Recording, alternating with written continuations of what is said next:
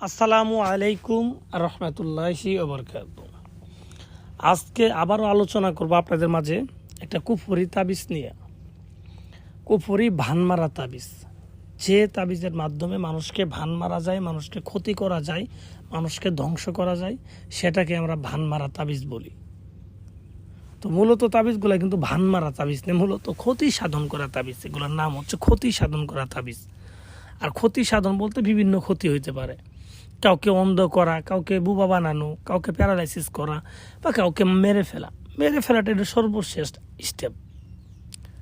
তো ভিউয়ার্স, যারা কোনো শত্রুকে ক্ষতি করতে চান, যে আমাদের মাঝে আমাদের জীবনে এমন কিছু শত্রু আসে যে যাদেরকে না মারতে পারলে, যাদেরকে দমন না করতে পারলে আমার নিজের জীবন শেষ, বা একটা লোকের জন্য 10টা লোকের ক্ষতি হইতেছে, সেই ক্ষেত্রে একটা লোককে ভান না মারতে পারলে সমস্যা। আবার কিছু মানুষ আছে যাদেরকে প্রকাশ্যে কিছু করা যায় না, তো গোপনে করা লাগে। তা আমার প্রকাশ্যে করার মতো শক্তি নেই, ঠিক আছে, সামর্থ্য নাই, আমার তো গোপনে কিছু করতে হবে। ঠিক আছে, যারা একেবারে বিপদে পড়ে গেছেন তারাই কিন্তু এই ভানের কাজগুলো করবেন।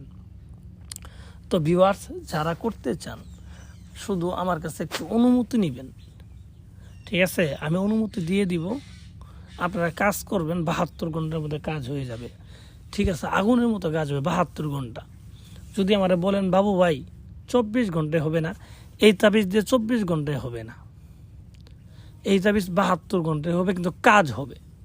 তো আপনি যদি একজনের অত্যাচার সারা জীবন সহ্য করে আইতেছেন, 72 ঘন্টা সহ্য করা পাবেন না। 72 ঘন্টা সহ্য করে এই তাবিজটা করবেন, 72 ঘন্টার ভিতরে লোকটা মারা যাবে। বললামই তো, কারেন্টের মতো কাজ হবে, কিন্তু সঠিকভাবে করতে হবে। তাবিজের মূল মন্ত্র হচ্ছে সঠিক নিয়মে করা লাগবে। যেই তাবিজ করেন, তাবিজ হলে এমনি এমনি আসে নাই, কোনো তাবিজ এমনি এমনি আসে নাই।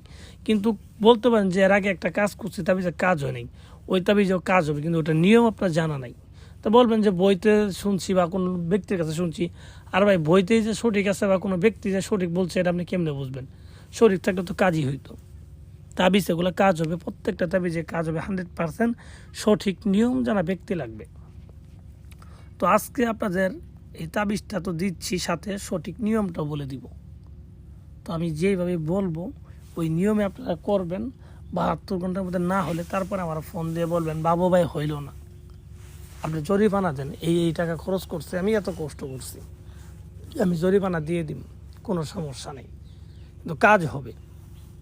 তো কিভাবে করবেন আমি বিস্তারিত বলে দিচ্ছি, মনোযোগ সহকারে আমার কথাগুলো শোনেন।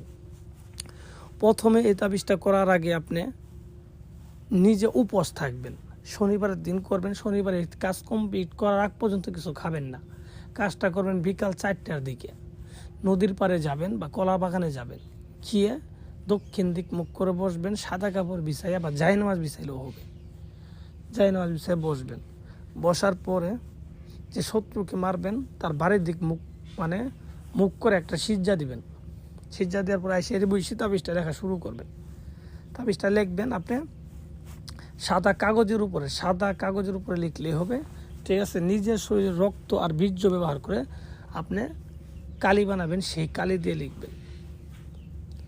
তো লেখার পরে আপনি সাদা কাগজ লেখার পরে তার নিচে তার নাম, তার বাবার নাম লিখে দিবেন। আর আমি বারবার বলি, যার জন্য করবেন তাকে নিয়ত করে করবেন, তার নামে নিয়ত করে করবেন এবং নামগুলো লিখে দিবেন। তো লিখে দেওয়ার পর তাবিজের ওপর পৃষ্ঠায় শত্রু কী ধরনের ক্ষতি চান এটাও লিখে দিবেন। তো লিখে দেওয়ার পর আপনি তাবিজটাকে বলটায়া, ঠিক আছে, 2টা লোহার মাদুলিতে ভরবেন, লোহার মাদুলি। তো ভরার পরে আপনি একটা মাদুলি যেই জায়গায় লেখছেন সেই জায়গায় যদি কলা গাছ থাকে, কলা গাছ, তাহলে একটা কলা গাছের ভিতরে এই তাবিজটা ঢুকাই দিবেন, কোনো ব্যক্তির জন্য আপনাকে না দেখে চুরি করে, কারণ কলা গাছটা মারা যাবে।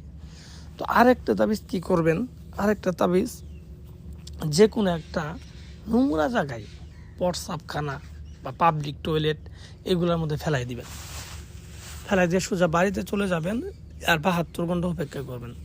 72 ঘন্টা পরে এসে দেখবেন যে একটা তাবিজ যে কলা গাছের মধ্যে দিচ্ছিলেন, এই কলা গাছটা মারা গেছে, আর আপনার সেই কাঙ্ক্ষিত ব্যক্তির যে ক্ষতিটা চাইছিলেন সেই ক্ষতিটা হয়ে গেছে। আপনার তাবিজের ওপর বিষয়ে যাই লিখে দিবেন, যা ইচ্ছা তা লিখে দিবেন, তাই হবে, আপনার মনের মতো হবে। ঠিক আছে।